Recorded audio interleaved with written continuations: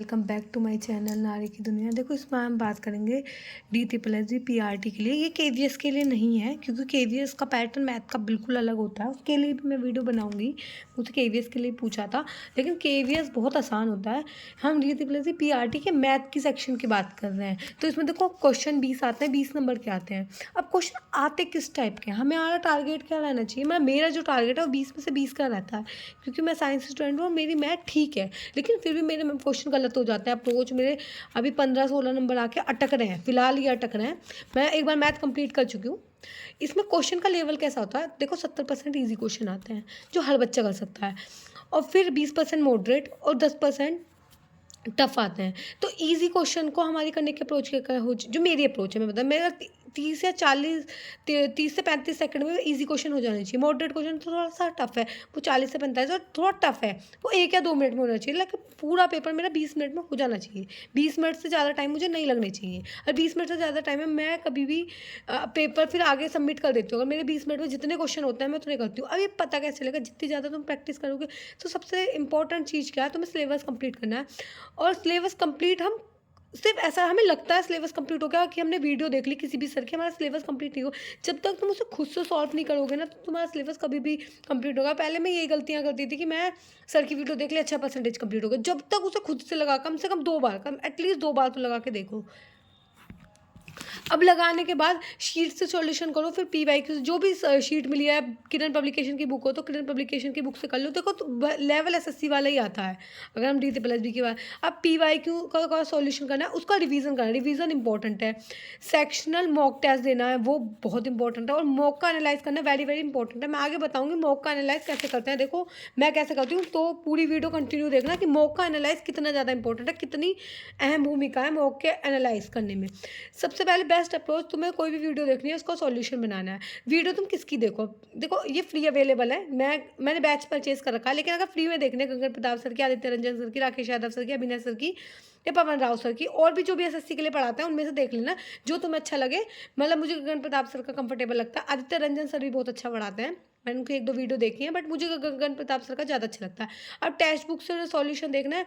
अब ना text book में क्वेश्चन आता है सेव करने का, जैसे मैं आपको दिखा देती हूँ। देखो, ये क्वेश्चन है, जैसे मैंने यहाँ टाइम किया था, 1 सेकेंड।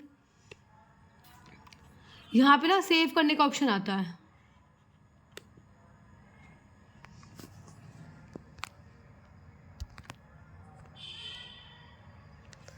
हाँ, अब 1 सेकेंड, देखो जैसे ये क्वेश्चन है कि मैथ का एक पेपर खुला हुआ है, और ये देखो सेव करने का ऑप्शन आता है। तो यहाँ से हम क्वेश्चनों को सेव भी कर सकते हैं कि जो क्वेश्चन हमसे नहीं हुआ तो सेव कर दो। इस तरीके से ऊपर सेव करने का ऑप्शन आता है। फिर उसके बाद हमने सेव कर लिया क्वेश्चन टेक्स्ट बुक से, रिवाइज टाइम में अपने नोट देखने हैं।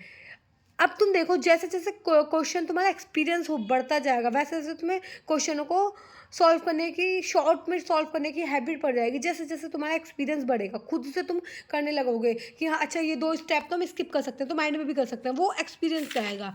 अब जो बच्चे मैथ में वीक हैं उनके लिए भी एक वीडियो बनाऊंगी, वो बेसिक से कैसे तैयारी करें। एटलीस्ट 20 में से 12-13 नंबर लिया है, उनके लिए भी बनाऊंगी। लेकिन हम पता है गलती क्या करते हैं, जो बच्चे वीक हैं, कि वो उन्होंने देखा CISI में से 3 से 4 क्वेश्चन आ रहे हैं, क्योंकि CISI में 3 से 4 नहीं, 2 से 3 आता है। CISI से स्टार्ट कर देते हैं, लेकिन CISI बिना परसेंटेज के कभी भी नहीं हो सकता। अगर किसी घर को बनाने के लिए जैसे नींव जरूरी है, तो अर्थमेटिक स्ट्रॉन्ग करने के लिए परसेंटेज जरूरी है। फिर रेशियो प्रोपोर्शनल, परसेंटेज से आएगा एक क्वेश्चन, लेकिन वो पूरा अर्थमेटिक के लिए काम करेगा। रेशियो प्रोपोर्शनल से एक क्वेश्चन आएगा, लेकिन वो पूरा अर्थमेटिक के लिए काम करेगा।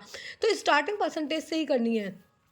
अब जब मॉक लगाओ, कोशिश करो स्किपिंग से हो सकता था, ऑप्शनल एलिमिनेशन से हो सकता था, अप्रोक्सीमेशन के मेथड से हो सकता था, या स्पीड कैलकुलेशन ट्रिक्स जो हमें पता है उनके से हो सकता था। फिर उसका एनालाइज करो, कम से कम 20 मिनट तो दो हर क्वेश्चन, तसल्ली से देखो। देखो जो तुमने क्वेश्चन टिक करे उनको भी आसान से देखो। मान लो कोई क्वेश्चन तुम्हारा लेट बना, उसे भी देखो, फिर उसको ओवरव्यू करो, फिर मॉक में देखो और उसे इंप्रूवमेंट करने की कोशिश करो। अब मॉक में आते कैसे क्वेश्चन है, यही रियलिटी है, ऐसे ही क्वेश्चन आते हैं ईजी। 70 मतलब अगर 20 नंबर का पेपर है, तो 20 में से तुम्हारे मान लो 70%, 14 क्वेश्चन तो इजी ही आने वाले हैं, और 20 क्वेश्चन, 4 क्वेश्चन टफ आएंगे, और 2 क्वेश्चन तो सॉरी 4 क्वेश्चन मॉडरेट आएंगे, और 2 क्वेश्चन टफ आएंगे। अब तुम्हें आइडेंटिफाई कैसे करेगा ये, जैसे जैसे तुम प्रैक्टिस करोगे कि हाँ ये क्वेश्चन टफ है, तो 20 में से 40 नंबर तो हर कोई ला सकता है, अगर ईजी उसे पता चल जाए। अभी मैं भी धीरे धीरे कोशिश करती हूँ कि आइडेंटिफाई नहीं कर पाती, लेकिन हाँ मेरे अभी 20 में से 15, 16, 17 तक जाके गाड़ी अटक रही है। अब धीरे धीरे और ट्राई करो क्योंकि टफ क्वेश्चन नहीं बन पा रहे, क्योंकि मुझे 20 मिनट से ज़्यादा मैं टाइम नहीं देती मैथ में। अब फर्स्ट देखो, अब सबसे पहले हमें 3 पेपर को 3 जैसे हम मॉक दे रहे हैं, फर्स्ट 3 उसमें करना है। सबसे पहले हमें इजी क्वेश्चन देखना है। इजी क्वेश्चन आया, अब मान लो इजी क्वेश्चन है और तुम्हें लग रहा है कि मेरे से बन जाएगा, तो बना लो तुरंत। और अगर मान लो तुम्हें हार्ड लग रहा है, क्वेश्चन हार्ड है और मतलब है तो इजी, लेकिन तुम थोड़ी सी कोशिश करोगे तो बना लोगे, लेकिन वो थोड़ी सी तो उसे मार्क फॉर रिव्यू कर दो। मतलब मार्क फॉर रिव्यू के लिए तुम्हें ऑप्शन आएगा। मार्क फॉर रिव्यू जब तुम करते हो, देखो टेक्स्ट बुक में ऑप्शन होता है मार्क फॉर रिव्यू करने का। अब और मार्क फॉर रिव्यू करने पे ना वो वॉयलेट कलर का हो जाता है, बैंगनी कलर का हो जाता है, तो उन्हें बाद में नहीं बनाने। जो बस इजी जो क्वेश्चन थे ना, इजी फर्स्ट टाइम में उसे बनाना है जो इजी क्वेश्चन थे। सेकंड गो में क्या करना है, जो वॉयलेट कलर के थे, जो तुमने मतलब तुम्हें लगता था थोड़ी सा अप्रोच और लगाएंगे हो जाएंगे, उन्हें करना। और थर्ड गो में उन्हें करना है जो स्किप हो जाएंगे। जो तुम क्वेश्चन स्किप करते हो वो रेड हो जाते हैं, और जो क्वेश्चन तुम अटेम्प्ट कर लेते हो वो ग्रीन हो जाते हैं, और जो तुम मार्क फॉर रिव्यू के लिए छोड़ देते हो वो वॉयलेट कलर के हो जाते हैं। वो तभी होगा जब खुद से तुम प्रैक्टिस करोगे। कितनी वीडियो देख लो, कुछ नहीं होने का। जब तुम क्वेश्चनों को अटेम्प्ट करोगे, अटेम्प्ट करके सही करोगे। देखो जैसे मेरे क्वेश्चन यहाँ मैंने अटेम्प्ट कर रखे हैं, तो ये ग्रीन हो गए, और ये रेड वो हैं जो मेरे गलत हुआ है। ये वाला मैंने करा नहीं था। जो तुम नहीं करोगे वो वाइट हो जाएगा, क्योंकि मैं क्वेश्चन वो दिखा रही हूँ, मैंने पेपर अटेम्प्ट कर रखा है, क्योंकि उसके बारे में मुझे थोड़ा सा दिखाना है, तो ये मैं अभी वो दिखा रही हूँ जो पेपर। अब टाइम तुम्हें कितना लगा, अब देखो फर्स्ट गो में तुम्हें 8 से 10 मिनट लगने चाहिए 20 क्वेश्चन, मतलब इजी क्वेश्चन को करने के लिए, मतलब 14 क्वेश्चन को करने के लिए तुम्हें 8 से 10 मिनट लगानी चाहिए। सेकंड गो में तुम्हें 4 से 5 मिनट लगने चाहिए बाकी के 4 क्वेश्चन को करने के जो मॉडरेट हैं।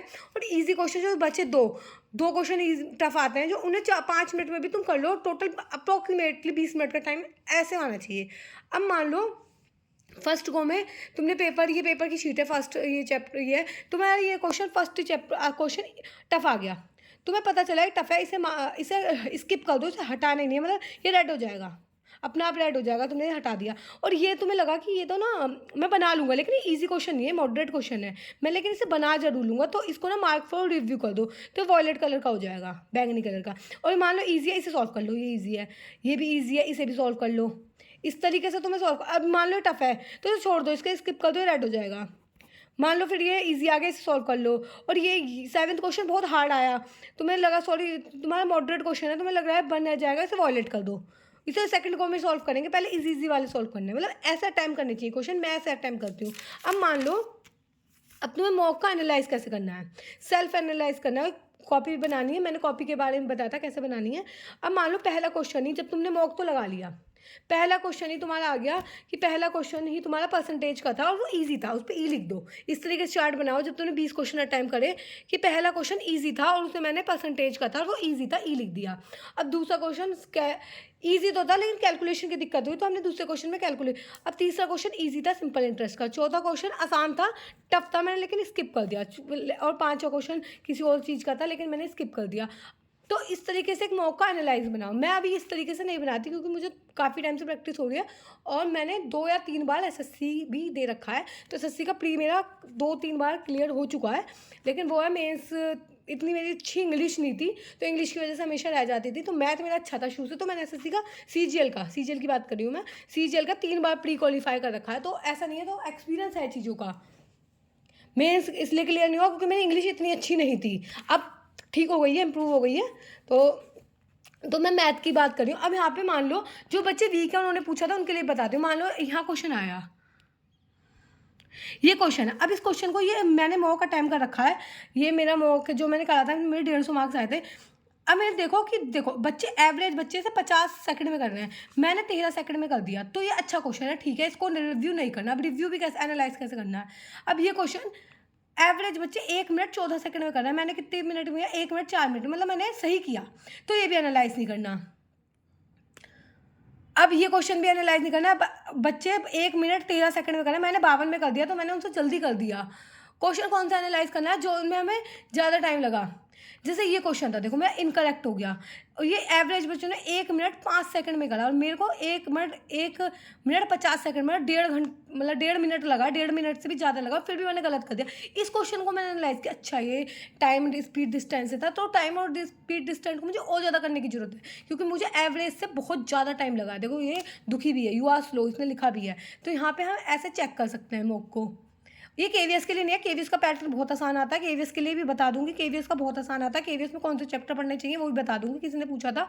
अब जैसे क्वेश्चन है तो मुझे 16 सेकंड लगे तो ये ठीक है, यहाँ 27 सेकंड लगे ये ठीक है, एवरेज को 57 लग रहे हैं मुझे। ये देखो मेरा क्वेश्चन करेक्ट तो हो गया, लेकिन देखो मेरा क्वेश्चन करेक्ट है ये, लेकिन मुझे एवरेज बच्चों को 1 मिनट 4 सेकंड लगे हैं और मुझे 1 मिनट 33 सेकंड लगे। तो मैंने इसमें क्या देखा, क्या मेरे इस क्वेश्चन को करने की अप्रोच सही थी, ये एवरेज का क्वेश्चन था तो मैं एवरेज की शीट पे गई, मैंने एवरेज कर रखा है, वहाँ देखा इस क्वेश्चन की बेस्ट अप्रोच कौन सी हो सकती है, तो मेरे को पता चला है। तो हमें ये देखना है कि मॉक कॉपी में, जैसे हमने मॉक में देखा, अपनी मॉक कॉपी बनाई थी कि मैं एवरेज के उस पर गई और मुझे ये इस कॉन्सेप्ट को करने में इसकी बेस्ट अप्रोच कौन सी है वो कहीं से भी देख सकते हो, टेक्स्ट बुक की बेस्ट अप्रोच भी तुम देख सकते हो, या जो मेरे नोट्स बने हो वहाँ से बेस्ट अप्रोच कि इस क्वेश्चन की बेस्ट अप्रोच कैसे होगी, क्योंकि एवरेज बच्चों को तो 1 मिनट 4 सेकंड लग रहा है, मैंने 1.5 मिनट में लगाया। ये सीजीएल के लिए भी बहुत ज़्यादा इंपॉर्टेंट है, मैंने सीजीएल दे रखा है तो मुझे उसका लिए आइडिया। अब जैसे ये क्वेश्चन है, मतलब इस क्वेश्चन को मैंने देखा, मतलब एवरेज बच्चे इस क्वेश्चन को 1 मिनट 57 सेकंड मेरे को, मतलब करेक्ट तो हो गया। करेक्ट होना इंपॉर्टेंट नहीं है कि हमने क्वेश्चन सही कर दिया, ये इंपॉर्टेंट नहीं है हमें कितना टाइम लगा और उसे, हमारा टाइम भी तो इंपॉर्टेंट है, हमें आगे यूटिलाइज होगा वो। अब ये सही है 1 मिनट 33 सेकंड, यहाँ ये मेरा ऑलमोस्ट एवरेज बच्चों को 38 सेकंड लग रहा है, मुझे 39 सेकंड लगे, मतलब 1 सेकंड फालतू लगा, तो ओवरऑल ठीक है। फिर भी इसे देखना है क्योंकि मुझे 1 सेकंड तो फिर भी फालतू लगा ना, तो 1 सेकंड में मैं क्या क्या अप्रोच कर सकती थी।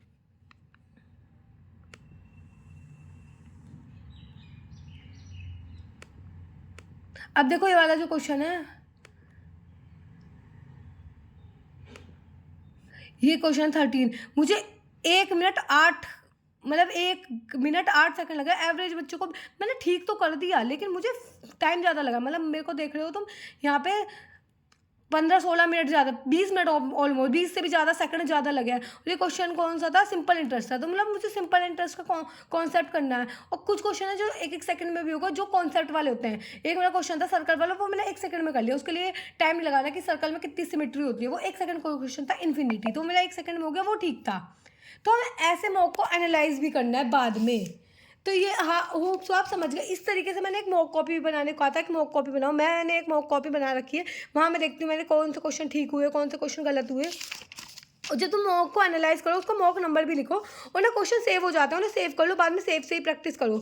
और ये ना मैथ को करने के लिए बेस्ट तरीका है, जिसमें आपके आराम से 20 में से चलो 50 नंबर तो आ ही जाएंगे अगर तुम ऐसे एनालाइज कर। मेरे जो नंबर आ रहे हैं 15, 16 इधर आके रुक रहे हैं, 17 तक भी आ रहे हैं, उसका एक सबसे बड़ा रीज़न है मैंने एसएससी की तैयारी करी है, 1 साल अच्छे से तैयारी करी थी। मेरी मैथ इंग्लिश वीक थी, तो इंग्लिश की वजह से कभी मेंस क्वालिफाई नहीं हुआ, प्री तो हो गया था, तो प्री क्वालिफाई होना इतनी बड़ी बात नहीं है। तो मैं ऐसे अप्रोच, मैथ मेरी बहुत अच्छी है, ऐसा नहीं है मेरी मैथ ख़राब है।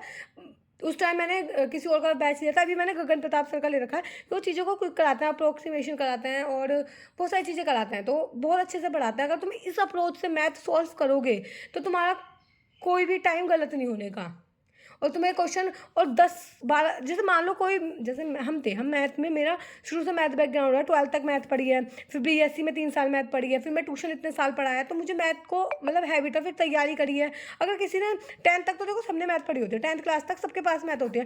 दिक्कत क्या आती है 11th-12th से किसी ने ह्यूमैनिटीज़ में चला गया, कोई कॉमर्स बैकग्राउंड में चला गया, कोई बायोलॉजी ले ली, तो उसके पास मैथ नहीं होती, वो कैसे अप्रोच करे अगर बहुत कमज़ोर है। जैसे मैं ट्यूशन पढ़ाती थी, मेरे ट्यूशन में बहुत सारे बच्चे थे, उनमें मैथ नहीं होती थी, मैं उन्हें कैसे समझाती थी, कैसे डील करती थी, वो मैं तुम्हें एक्सप्लेन करूँगी। क्योंकि तुम्हारे एटलीस्ट देख 15-16 नंबर आने के लिए बहुत तगड़ी मेहनत चाहिए, सारे कौन सा वो नहीं आने के, एक्सेप्ट करो कि 15-16 नंबर तो नहीं आने के, लेकिन हाँ 20 में से 10 से 12 तो आ ही जाएंगे।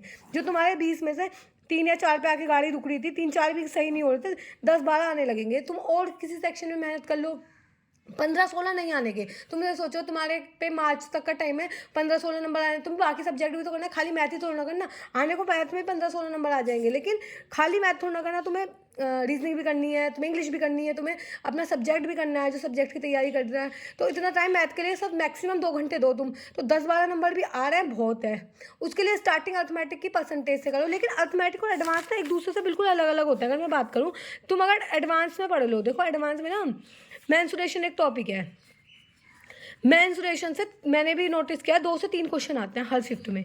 तो तुम सबसे पहले मेंसुरेशन कर लो, मेंसुरेशन आसान भी है, इतनी हार्ड नहीं है।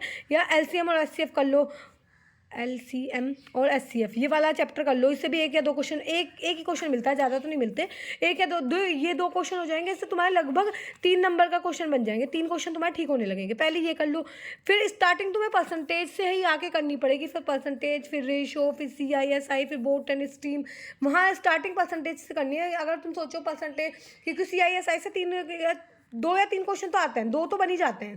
तुम सोचो पहले circle, compound interest, simple interest करो, तुम कर तो लोगे लेकिन उसे अटेम्प्ट ही नहीं कर पाओगे, बिना परसेंटेज को बेकार है, क्योंकि उसमें पूछता है ना 25% की दर से कोई चीज़ हो रही है, मतलब रेट ऑफ परचेज। अब 25% को तुम्हें पता ही नहीं है, 1/4 लिखते हैं, वो कैसे पता चलेगा जब तुम परसेंटेज करोगे, वरना तुम 25/100 करोगे, फिर इससे से 5 से काट के देखोगे, फिर इससे मतलब हमें पता होना चाहिए ना कि 25 को 1/4 लिखना है, या 75 है तो उसे हमें 3/4 लिखना है, वो देख के पता चलना चाहिए 75% है 3/4, मतलब देख के लिखना भी नहीं है कि बेसिकली उसे माइंड में कैलकुलेशन कर लेनी है। जैसे 16 से 2/3 है, उसे 1/6 लिखते हैं, तो वो माइंड में पता होना चाहिए कि हाँ इसे ऐसे लिखते हैं। और अगर सबसे बेस्ट अप्रोच अगर मैथ के लिए पूछो, कैलकुलेशन कर 20 तक के तो टेबल याद होने ही चाहिए। देखो 20 तक तो कर लो, मोस्टली बच्चों को क्या होता है 15 तक तो अच्छे से याद होता है, 16, 17, 18, 19, 20 में अटक जाते हैं। और ना स्क्वायर याद कर लो, 20 तक तो होने ही चाहिए स्क्वायर याद, 1 से लेके 20 तक के क्या होते हैं। जैसे 16 का स्क्वायर पूछा तो एकदम माइंड में आया 256 है, 17 का पूछ लिया 289 है, मतलब हिंदी में याद कर लो। मैं हिंदी मीडियम से हूँ तो मैं इंग्लिश हिंदी में ही याद करती हूँ। और क्यूब भी अगर याद कर सकते हो तो 1 से 20 तक की सारी क्यूब याद कर लो, उससे ना जितनी कैलकुलेशन होती है ना आसान हो जाती है। जैसे हमें ट्रिक पता होनी चाहिए, जैसे किसी को मतलब तुम्हें दे दिया कि 36 की 5 में मल्टीप्लाई करनी है, तुम ट्रेडिशनल मेथड से करोगे तो वो गलत है। इसे पता होना चाहिए कि 36 का आधा करके एक जीरो लगा दो, 180 कैलकुलेशन को, ये ट्रिक भी तुम्हें पता होनी चाहिए। ये छोटी छोटी 11 का जो रूल होता है, 11 का रूल भी तुम्हें पता होना चाहिए। अगर तुम 74 की 5 में मल्टीप्लाई करो तो 74 की तो इसका सीधा आधा कर दो, 37 होता है, और एक जीरो लगा दो। इस तरीके की अप्रोच भी तुम्हें आनी चाहिए, तो ये क्या होगा मल्टीपल प्रैक्टिस से आएंगी। ठीक है, तो अगर मेरे को लगता है आप समझ गए कैसे आपको एनालाइज करना है, कैसे आपको मॉक टाइम करना है। तो आज की वीडियो में इतना ही। अगर आपको वीडियो पसंद आए तो वीडियो को लाइक कर देना, चैनल पर नए हैं तो सब्सक्राइब कर देना।